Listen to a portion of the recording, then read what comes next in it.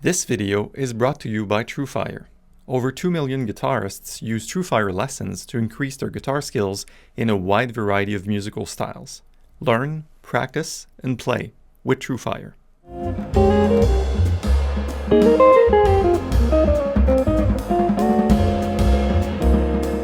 Hey guys, this is Marc from jazzguitarlessons.net and welcome to this quick lesson on effortless flowing lines in improv. And what we're going to do today, this is more of a conceptual lesson, so a lot of you say, well, stop talking, show me the stuff already. Well, here it is. These things are conceptual. And if you solve and apply the things I'm about to tell you in this video, which are three main things, you will solve this in your playing forever. So please bear with me, be really patient. And I think I have a little bit of a bonus round at the end, so stick around. And this is good for all levels, for anybody that's looking to play effortless flowing jazz line in a jazz style while improvising on chord changes. So this is my area of expertise, and the way this video came about is I went to the Facebook group portion of this website, my blog, right? And I asked guys, if I had a magic wand and go ping, I can solve one thing in your playing forever and it's gone, what would you pick? I mean, you can't tell me I want to play like Wes Montgomery. No, just one thing in particular. And then 80-90% of the answers are, I want to play jazz lines. I want to play effortlessly while I'm soloing. So here it is. The format for this video is going to be as follows. I'm going to outline three main key issues or fallacies of way to look at things that are really not helping you, and then suggest ways to solve this. So if you look at the first one, we're going to talk about the solution. If you apply this, you will make a tiny bit of progress in the right direction. So if you do the three, good for you. If you do the bonus round, that's even better. Of course, this is the stuff I've been doing online for the past 12 years, and I've encountered hundreds of private students. I have this membership website. You can see the links in the description. So this is something I'm pretty well versed on. Okay, ready? Issue number one. It's pretty simple. I call this the note choice fallacy. All right, you're still with me? Check this out. When I encounter students that want to play more effortless jazz lines, they're like, I'm playing on April in Paris, I'm playing on Stella by Starlight or Jazz Blues, and my lines are not flowing, so let me go ahead and learn this new scale, or this new arpeggio, or learn to do chromatic enclosures on my lines, right? Stuff like that. And that's always the first thing that people will tend to do, which is, let me find another set or another collection of notes that will better fit the chords, and that's going to solve my effortless playing line. Now, bear with me for a moment. Let's pause this. If there were such a collection of notes that you would find out and then apply, and then your lines would sound effortless, number one, most likely you would have already felt it and learned it and found out about this thing. Most likely you would already know that. A scale is a scale, an arpeggio is an arpeggio, right? Number one. Number two, this would also, that's why I call it a fallacy. It would also mean that there would be a segment of players. Over here, we have the players that don't know that special lick or thing or scale. And over there, we have the players that do know what that special scale is, and all their lines are effortlessly improving. You see, this is sort of it doesn't make sense, right? So here's a solve for this issue. Stop looking for that secret formula, for that secret lick or secret way to address scales or arpeggio, or doing chromatic enclosures. I mean, this is good. I mean, it's not bad stuff to go. I mean, of course, it's part of the vocabulary. You have to learn vocabulary, but don't think that it's new vocabulary that is going to make your lines sound effortless. Right? That's a fallacy. So let it go. Or else, again, it would be like, oh, the Pat Metheny's of this world, they have the secret scale or secret chord, and we don't, and we're still struggling to find it. You're never going to find it, which is a nice segue into the second issue, which is pretty simple. I will tell you that whenever you're hearing a solo or your own solo, and I encourage my students to always record themselves and watch and see, collect their own feedback on their playing so they can make corrections. One of the things you'll find out is, if a line or your feeling of improvising does not feel effortless and, if it's not flowing, chances are, again, it's not the notes that you have to look at. It's the way you're playing the notes. And I made another blog about this, and that's why people are like, oh, Marc, would you just would you just shut up and play already? It's like, yeah, but you already know the Dorian mode, most likely if you're sitting here. If you don't, well, pause this video, go learn the Dorian mode. And now you know it. So why your Dorian mode doesn't sound good when you're doing it on So What is because most often the timing is wrong. The timing, the rhythm, and just the overall feel for those lines is wrong, right? If you play rock or blues guitar, whatever, you know, some stuff can be pretty simple, but it's the attitude behind it. So it's the how more so than the exactly what. So before I get into the solution, I'll tell you also a sideline. Most likely when you play things and it doesn't feel flowing or effortless when you're improvising, it's because it's feeling rushed. Yeah, you're rushing ahead. It's not really laid back on the beat. We all do it. I do it, drummers do it, professional bass players do it, you do it, we all do it. When we are caught up in thinking about the next scale or arpeggio, we're up here and we're not really in here and not really connecting, chances are we will just skip ahead a little bit too much. We go too fast. Especially, I know for myself, if I'm struggling with the head, I remember I was playing this guy, what is it, it's Anthropology, and I was trying to pick it up faster, and I was playing with the drummer, and we stopped, and he looked at me, he's like, it's not working, man. Then I heard it recorded, I'm like, oh, it's because I'm rushing, because I haven't really found a way to do this effortlessly. So it does sound rushed when it's not fully mastered technically, which brings me to that solution. So if you have a timing issue or rushing issue, the solve for this is to master things technically thoroughly. And that's going to bring up another fallacy as well. I hear you guys, because I know you guys, I see the comments and we exchange emails and stuff. So check this out. What do I mean by mastering things? Kenny Werner, where do you start when you want to learn a line? Start with a good line. You know, grab a Wes Montgomery line, a John Coltrane line, anything you're like, oh, wow, that's great, and learn it. It could be 2 bars, it could be 8 bars, it could be 4 notes, it could be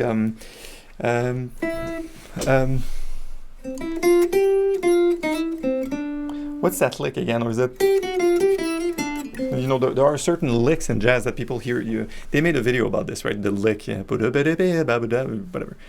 Pick that and do it so much that you can do it in your sleep. So in a way, what Kenny Werner mentioned in that book, Effortless Mastery, and what a lot of jazz musicians will tell you is like, you have to learn lines like they are studies. En français, in French, we say an étude, right? You're in the conservatory, you're a kid, you're doing your grade 3 piano thing.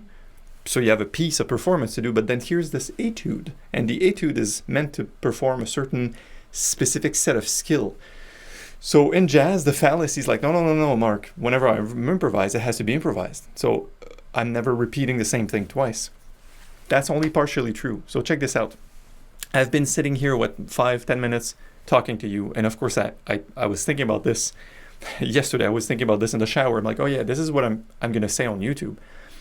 Chances are that the exact words that I'm saying now, I never said these exact words in that same exact order at any time in my life. Neither will I do it again probably in my life, right? So there are letters and words and sentences and paragraphs and etc. What's important is that you hear the message I'm getting to you. So that's like your jazz solos, your big message, it's your story that you're crafting. So it means that within that message, there's going to be a lot of the idioms, turns of phrase, length of phrase, dynamics, etc. that will be part of your vocabulary. Right? You can't read a novel and say, oh, I've never read this sentence. Like, no, this sentence makes sense in the context, right? So that's how you have to look at jazz improv. If you want to stop being rushed, you have to use things that are already written or played, if you will, and just rehearse them. And then at that point, once the note choice, again, we're back to the note choice fallacy. Once the note choice fallacy is out, it's like classical music, all the notes have been selected for you. You can focus on playing laid back. You can focus on your dynamics, nuance, loud, soft, faster, slower. You can stretch the beat, you can add a chord, you can do a lot of things to it, but you make the time to slow it down. And essentially, this is how I work with nobody knows, but I don't tell them that, but with my coaching student, my one-on-one, it's based on studies. You know, come to me, and show me that you can perform this page of chords in exactly the way it's written in good timing. And if you do that, well, why would you do that? You're better prepared to improvise. All right, so that's sort of the second thing. I'll recap. The first issue is the fallacy of finding more specific notes that will make the lines flow. That's not going to happen. Second fallacy is, well, it's the timing. So you're rushing your lines. The solve for this is to perform studies or etudes and have things under your belt that you can play. Not because you want to learn a lick from Wes and then go plug and play in the next tune. Don't do that. Just learn the lick for the sake of learning the lick. Fully let it touch your soul completely. Then it's going to be a part of you. It doesn't mean you will perform that same lick ever again, but it is a part of you. Same as I grabbed that novel from Stephen King and there is a part of the story of something he said. If I fully digest it, it's part of me. I'm never gonna say those words or perform this in a play. I'm gonna share part of the story maybe, but see, let it come in, and that's how you actually become a really great musician. All right. So third thing, finally, the third item is it's gonna be the most technical. Sorry, I was just looking. Very subtle, Marc. I was looking at my notes. All right, I was looking at my notes. Making the changes. So if your lines are not completely flowing and they're not effortless and there's a glitch and you know you've solved that you're not rushing and you know that you've solved that you're not trying to find a special chromatic enclosure that's going to solve everything, probably it's because you're not making the changes. So it's worth spending a little bit of time talking about making the changes because we hear this everywhere in jazz. And I want to spend a moment on two things. So number one, you have to define what the changes mean. What does the changes mean? So people say, oh, do you know the changes? Meaning, do you know the chords of the song? But it's not an exact synonymous with chords. I'll tell you why. The change is what happens at the bar line. So there's a chord over here, you know, like an A minor 7, and there's a D7, and there's a bar line. And that's the change. That's what making the changes mean. Let me rephrase that. At the point of chord change, something happens. And jazz players are friggin' obsessed with that. Okay? There is always a point in that bar line that there's a note that needs to resolve. And there's a strongest resolution. You can do it with a ninth, you can do it with things that are fancier, but there's always a way to do that that is synonymous for that could be voice leading, if you will.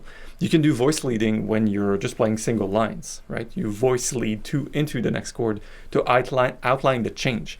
Here's what making the changes is not, and I think that's sort of another fallacy that people get caught up on, is saying, well, I have this A minor 7 over here, so it's gonna hit, and I'm gonna play a bunch of stuff in A minor. Actually, let me do it, just because I can.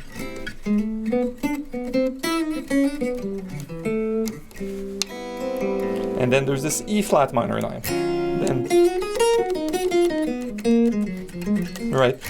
And then people say, oh, that's what making the changes are, meaning that you play the notes that are related to the chords. That's only partially true. It is true, but what you have to do is find, I'm going to grab this example because it's great. You have to find the note that you want to use as a last note from this previous chord, or as a bunch of notes, into the next chord. One that would be pretty hyper. Let me do this. A minor. So I'm playing an open A here, right? A minor 9. And then we have an E flat. So if I had a bar of each, like 1, 2, 3, 4. 1, 2, 3. I'll try to pass that B natural to B flat, right?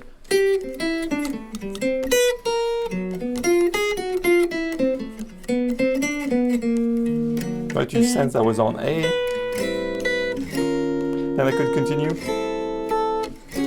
You're trying to make yourself a target, which brings me into people say, yeah, Marc, I'm stuck in that idea of the chord happens, then I play a bunch of stuff on it. The next chord happens, I play a bunch of stuff on it, etc. And I've been neglecting that change. So therefore, you're not making the changes. Where do you start? You have to think in targets. So that's how your lines will become really flowing and effortless. What you're looking at is the note you want to land on in that next chord. So while you're improvising, what should happen in your mind is mostly about the next chord. Like if you're reading a speech, right? You're going to say stuff with your mouth, but then your eyes are further along on the page, right? If you're reading out loud. So that's what you need to do. So let's go back to maybe just a 2-5-1 C major, all right? So D minor 7 is here, right? This sound. And then go da, da. So that's going to be our target tone to our G7. The target tone to the G7 is the third. You guys have heard this so many times, like, oh, target the third, play on the third and seventh. People are like, yeah, well, it's pretty essential. And what you will do at the end of that bar of D minor, you're going to let that C note fall down on the B natural. So that would be making the changes in its simplest form. And I'm really summarizing. That's the strongest resolution you can have. There are other resolutions. Pick them, study them, listen to them. And then your goal is to make it a target. Therefore, instead of being poof, chord, blah, blah, blah, blah, what you're looking is like, hey, there's a chord over there that's going to happen. I go, blah, blah, blah, blah, poof. Let me redo that. I love that. Instead of poof, blah, blah, blah, blah, blah, you go, blah, blah, blah, blah, poof, chord happens. The poof is when the chord happens, is the resolution. Yeah, that was more like French-Canadian, who say that. I know it doesn't really translate, and internationally it might be sounding like I said something else. I didn't. Don't worry.